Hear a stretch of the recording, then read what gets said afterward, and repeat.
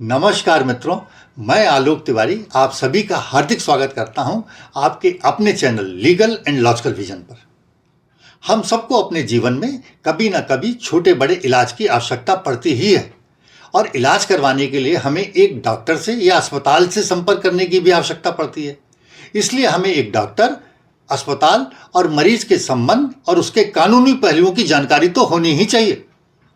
अतः आज के वीडियो में हम चिकित्सा के कानूनी दृष्टिकोण को समझने का प्रयास करेंगे। एक डॉक्टर और मरीज के संबंधों के बारे में जानेंगे, मरीज की कंसेंट सहमति को समझेंगे और किन परिस्थितियों में सहमति की प्रतीक्षा नहीं की जाएगी उसकी भी बात करेंगे। कानून डॉक्टरों के क्या क्या उत्तरदायित्व बताता है और कानून मरीजों को क्या अधिकार देता है, इस पर भी चर्चा करेंगे। आज का मेरा यह वीडियो देश के प्रत्येक नागरिक के लिए बहुत महत्वपूर्ण है, विशेष रूप से मरीजों एवं चिकित्सकों तथा कानून की पढ़ाई करने वाले विद्यार्थियों तथा प्रतियोगी परीक्षाओं की तैयारी कर रहे युवाओं के लिए तो यह बहुत ही महत्वपूर्ण है। अतः मैं आग्रह करूंगा कि आप वीडियो को पूरा देखें, जिससे कि आप इसके कानूनी पहलुओं को अच्छी तरीके से समझ पाएं। और चर्चा प्रारंभ करने से पहले मैं डॉक्टर नीलमणि त्रिपाठी, जो LLM PhD और पोस्ट डॉक्टरेट हैं तथा अपराध शास्त्र में एक्सपर्ट हैं और वर्तमान में food corporation of India Vijayawada में कार्यरत हैं, का हृदय से धन्यवाद एवं आभार प्रकट करना चाहता हूं, जिनके द्वारा हमारे दर्शकों के लिए स्वास्थ्य कानूनों के संबंध में हमें मूल्यवान सामग्री प्रदान की गई, जिसके आधार पर मैंने ये वीडियो बनाया है। तो चलिए अब चर्चा प्रारंभ करते हैं। सबसे पहले बात करते हैं इन्फॉर्म्ड कंसेंट की, अर्थात सूचित सहमति या स्वीकृति की, जो एक डॉक्टर का सबसे पहला फर्ज है। प्रत्येक मेडिकल उपचार प्रक्रिया के लिए डॉक्टर को आपसे पूर्व सहमति लेना जरूरी है। साथ ही इलाज के दौरान ट्रीटमेंट की प्रगति, उसके जोखिम, लाभ और उपलब्ध विकल्पों को समझाना भी शामिल है। अर्थात किस प्रकार का इलाज किया जाएगा, उससे क्या फायदा होगा, क्या नुकसान हो सकता है और मर्ज को ठीक करने के लिए किस किस तरह के विकल्प आज उपलब्ध हैं, मौजूद हैं और कौन सी विधियां उपलब्ध है। और इलाज प्रारंभ करने से पूर्व डॉक्टर द्वारा आपकी सहमति लेना सबसे महत्वपूर्ण है। इसको उदाहरण के तौर पर समझते हैं। यूके के लैंडमार्क केस मोंटोगोमरी बनाम लंकाशायर हेल्थ बोर्ड 2015 के विवादित मामले से, जो कोर्ट में पहुंचा था। मामले में एक डायबिटिक महिला को उसकी डिलीवरी के समय दवाइयों से होने वाले जोखिम के बारे में डॉक्टरों द्वारा सूचना नहीं दी गई थी। इस वजह से इंग्लैंड की सुप्रीम कोर्ट ने मरीज के पक्ष में निर्णय दिया और कहा कि हर महत्वपूर्ण बात और इलाज के जोखिम के बारे में बताना डॉक्टर का व्यक्तिगत उत्तरदायित्व है।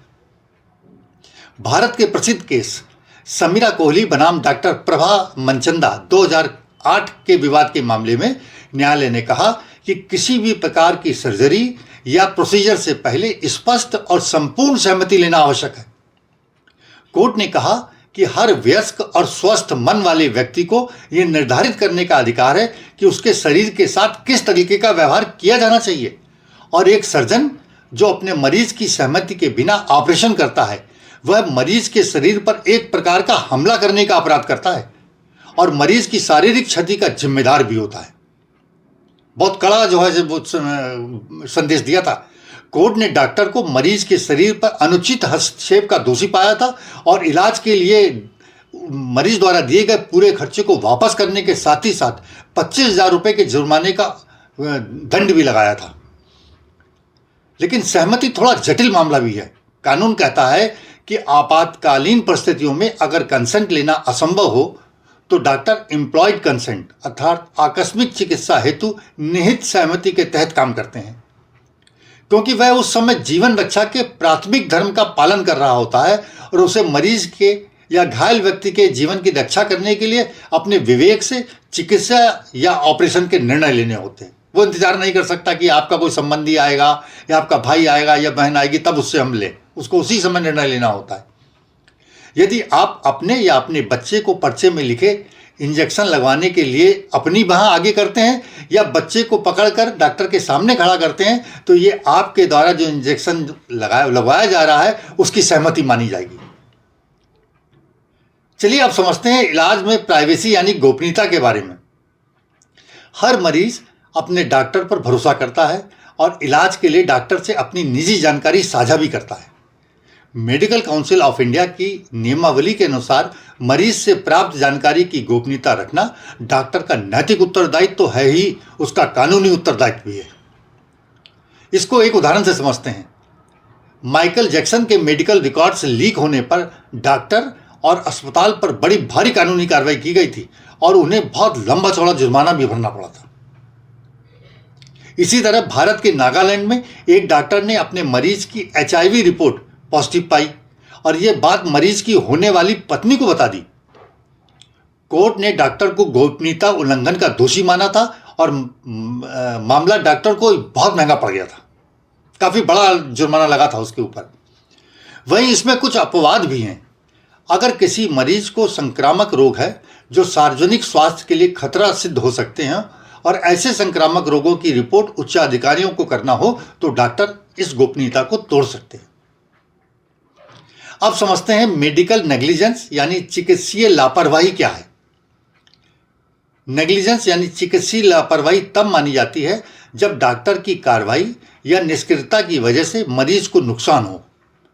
कानूनी दायित्व तब उत्पन्न होता है जब ड्यूटी ऑफ केयर अर्थात देखभाल की जिम्मेदारी का उल्लंघन हुआ हो और उसके कारण मरीज को डैमेजेस या नुकसान हुए हों। जैकब मैथ्यू बनाम पंजाब राज्य 2005 केस के मामले में CJI RC Lahoti, GP Mathur और PK बाला सुब्रमण्यम की पीठ ने कहा कि डॉक्टर की नेग्लिजेंस की वजह से अगर कोई गंभीर नुकसान होता है तो उसे कानून की दृष्टि में माफ नहीं किया जा सकता। मामला यह था कि एक जीवन लाल शर्मा को सांस लेने में दिक्कत थी और उन्हें लुधियाना के एक निजी अस्पताल में भर्ती कराया गया था और उनका इलाज चल रहा था। अचानक उन्हें फिर से सांस लेने में दिक्कत हुई तो उनके भाई ने नर्स और डॉक्टर को बताया, जो सूचना देने के 25-30 मिनट बाद पहुंचे। उनकी हालत देखकर उन्हें तुरंत ऑक्सीजन का सिलेंडर लगाया गया। सिलेंडर लगाने के बाद तो उन्हें सांस लेने में और ज़्यादा परेशानी होने लगी। बाद में पता लगा सिलेंडर तो खाली था, उसमें ऑक्सीजन थी ही नहीं। यह भी पता लगा कि अस्पताल में दूसरा ऑक्सीजन सिलेंडर उपलब्ध ही नहीं है। उनके भाई सिलेंडर की खोज में तत्काल बाहर गए। तभी 7-8 मिनट बाद उनके भाई की मृत्यु का समाचार उन्हें मिला। इससे दुखी होकर उन्होंने धारा 304 गैर इरादतन हत्या एवं 34 अपराध के सामूहिक उत्तरदायित्व में मुकदमा लिखाया उस अस्पताल और डॉक्टरों के खिलाफ। कोर्ट ने अस्पताल के डॉक्टरों को गैर इरादतन हत्या एवं सामूहिक उत्तरदायित्व का दोषी तो नहीं पाया, परंतु उन्हें चिकित्सीय देखभाल में कमी का दोषी पाया था। डॉक्टर सुरेश गुप्ता बनाम दिल्ली NCT सरकार 2004 विवाद मामले में सुप्रीम कोर्ट ने डॉक्टर को छोड़ तो दिया, लेकिन छोड़ते हुए कहा कि नेग्लिजेंस चिकित्सीय लापरवाही तभी ही अपराध है जब वो गंभीर एवं निर्दयतापूर्ण तथा चिकित्सीय सेवा भावना का अपमान करती प्रतीत हो। मतलब ये यहाँ पर उन्होंने स्पष्ट किया कि यदि क्रूरता वगैरह हो कि आप आ नहीं रहे जैसे उस पहले वाले मामले में थी। आइए अब समझते हैं चिकित्सीय देखभाल के मानक क्या होते हैं। सभी डॉक्टरों से उम्मीद की जाती है कि वो एक उचित देखभाल मानक का पालन करेंगे। इंग्लैंड के मोंटोगोमरी बनाम लॉर्नकशायर हेल्थ बोर्ड एवं बोलम बनाम फ्रियन हॉस्पिटल मैनेजमेंट कमेटी 1957 के केस में बोलम टेस्ट स्थापित किया गया, जो नेग्लिजेंस लापरवाही का मूल्यांकन करता है। और इस केस के माध्यम से न्यायालय ने डॉक्टरों की मरीजों को होने वाले जोखिमों को बताने की ड्यूटी के बारे में ज़्यादा विस्तृत रूप से परीक्षण लागू किया और डॉक्टरों के लिए नियम भी बनाए। बोलम टेस्ट इसीलिए आज भी माना जाता है कि सारे डॉक्टरों के लिए कि आपको क्या क्या बताना है, वो आपके उत्तरदायित्व क्या है। उदाहरण के लिए, अगर गलत डोज दिया जाए जिसकी वजह से पेशेंट को ब्रेन डैमेज हो जाए तो यह देखभाल के मानक का उल्लंघन माना जाएगा। भारत के राज्य बनाम डॉक्टर भगवान दास 2000 केस में न्यायालय ने कहा कि एक डॉक्टर को सामान्य मानक की देखभाल का पालन करना चाहिए और इसे पूरा न करने पर नेग्लिजेंस का दोषी माना जाएगा। अब समझते हैं कि आपातकालीन चिकित्सा देखभाल प्रदान करने की क्या क्या ड्यूटी है डॉक्टर की। आपातकाल में प्रत्येक डॉक्टर का फर्ज है कि पेशेंट की मदद करे, चाहे उसकी आर्थिक स्थिति किसी भी प्रकार की कैसी भी क्यों ना हो। अमेरिका में EMTALA emergency medical treatment and labour act 1986 में पास किया गया था। इस एक्ट के माध्यम से अमेरिकन सरकार ने अस्पतालों को यह स्पष्ट निर्देश दिया कि वो नागरिकों को आपातकालीन देखभाल सेवाएं हर हालत में उपलब्ध कराएं। भारत में भी कंज्यूमर प्रोटेक्शन एक्ट 2019 के तहत डॉक्टरों को किसी भी आपातकालीन स्थिति में पेशेंट की देखभाल करनी होती है, चाहे उनकी वित्तीय स्थिति कुछ भी हो। वहीं 8 मार्च 2025 को जस्टिस अभय एस ओका, सुप्रीम कोर्ट के जस्टिस अभय एस ओका ने सड़क हादसों में घायल व्यक्तियों और उनके इलाज के लिए केंद्र सरकार को सख्त निर्देश दिया है कि वे मोटर वाहन दुर्घटना पीड़ितों को गोल्डन आवर, पहले 1 घंटे में, जैसे एक्सीडेंट हुआ उसके पहले घंटे में कैशलेस उपचार प्रदान करने की एक पूरी योजना तैयार करें। गोल्डन आवर दुर्घटना के तुरंत बाद के 1 घंटे के समय को माना जाता है जब घायलों को तत्काल चिकित्सा सुविधा यदि उपलब्ध हो जाती है तो उनको मृत्यु से बचाया जा सकता है और उनकी सबसे ज़्यादा बचने की संभावना उसी पीरियड में रहती है। और यदि इस आकस्मिक समय में डॉक्टर पैसे मांगने लग जाएंगे या उस घायल व्यक्ति के रिश्तेदार द्वारा पैसे लेकर आने का इंतजार करने लगेंगे या अस्पताल के फॉर्म भरने लग जाएंगे तो तब तक कई गंभीर रूप से घायलों की मृत्यु भी हो सकती है। तो बहुत कड़ा निर्देश दिया है सुप्रीम कोर्ट ने सरकार को। देखते हैं सरकार इस महत्वपूर्ण विषय पर कब तक नीति बनाती और कब ये नीति लागू होती, और यदि ये लागू हो गई तो नागरिकों के लिए बहुत अच्छी नीति होगी। अब समझते हैं किन मामलों में डॉक्टरों के लिए कानूनी रिपोर्टिंग अनिवार्य है।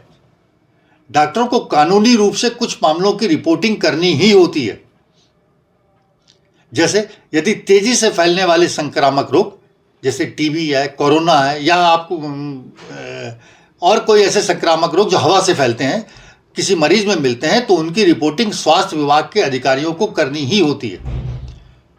इसके साथ ही अपराध से जुड़े मामले जैसे गन शॉट, किसी ने गोली मार दी हो, किसी के चाकू लगा हो, किसी पर एसिड फेंका गया हो, किसी के साथ बलात्कार हुआ हो और वे लोग इलाज के लिए डॉक्टर के पास आए हों, या इलाज करते समय किसी डॉक्टर को यह मालूम पड़ जाए कि कोई छोटी बच्ची गर्भवती है या उसका बाल शोषण का शिकार हुई है, तो ऐसी परिस्थितियों में हर हाल में डॉक्टर को रिपोर्टिंग करनी ही है, अन्यथा उसके विरुद्ध भी कार्रवाई की जा सकती है। वे कानून की अनदेखी का बहाना नहीं कर सकते। पीपल वर्सेस लोपेज 2006 मामले में एक डॉक्टर ने बाल शोषण की रिपोर्ट नहीं की थी, जिसके कारण बच्चे को बाद में और अधिक नुकसान हुआ था और इस वजह से डॉक्टर का मेडिकल लाइसेंस निरस्त कर दिया गया था। लखनऊ के प्रसिद्ध न्यूरोसर्जन डॉक्टर अचल गुप्ता, जिन्होंने हरियाणा पीएमटी में प्रथम स्थान प्राप्त किया था और जो लीलावती अस्पताल मुंबई में कार्यरत थे और आजकल सेंट जोसेफ हॉस्पिटल लखनऊ में कार्यरत हैं, उन्होंने कहा कि मरीज को गंभीर बीमारियों के नाम पर डराकर इलाज करना या ऑपरेशन के लिए मजबूर करना भले ही कानून की दृष्टि में कोई अपराध ना हो, परंतु इसको घृणित नैतिक अपराध तो माना ही जाएगा। और साथ ही उन्होंने कहा कि नैतिकता के इस गिरते स्तर ने ही अच्छे और मानवीय मूल्यों के लिए कार्य करने वाले चिकित्सकों की छवि को भी गहरा नुकसान पहुंचाया।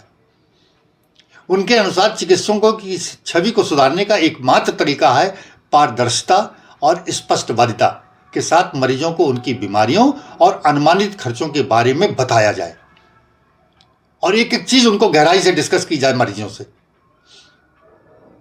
तो मित्रों, ये थे डॉक्टर और मरीज के संबंधों से जुड़े कुछ महत्वपूर्ण कानूनी पहलू जिन्हें हर नागरिक को जानना चाहिए।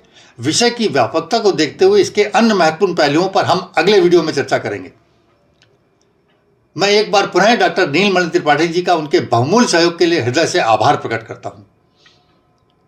दर्शकों, आपको यह जानकारी कैसे लगी? अपने विचार कमेंट बॉक्स में अवश्य बताइएगा और यदि आपको वीडियो अच्छा लगा हो तो इसे लाइक करें, शेयर करें और चैनल को सब्सक्राइब भी करें। हम आपसे फिर मिलेंगे एक नए विषय और विमर्श के साथ। तब तक के लिए जय भारत, वंदे मातरम, धन्यवाद।